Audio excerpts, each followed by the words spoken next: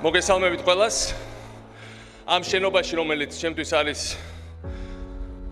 ერთდროულად აღშენებლობის, თანამედროვე საქართველოსი, დაპაუზებულის, ჯერჯერობით შეჩერებულის, მაგრამ ძალიან ლამაზ გარედან და ჯერ კიდევ რომ უნდა სულად შევისოს შიგიდან ამის სიმბოლო. მე და პრემიერ-მინისტრი ივანიშვილი. ჩვენ წარმოვადგენთ ორ სხვადასხვა საქართველოს.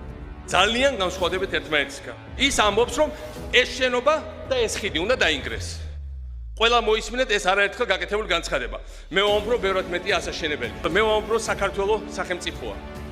ივანიშვილი, საქართველოს პატარა სოფელია, ციტირებ. მე ვამბობ, რომ საქართველოს რეგიონის ლიდერი უნდა გახდეს.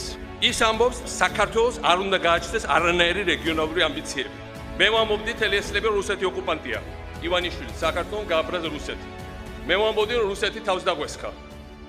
ივანიშვილი ომი საქართველოს დაიწყო.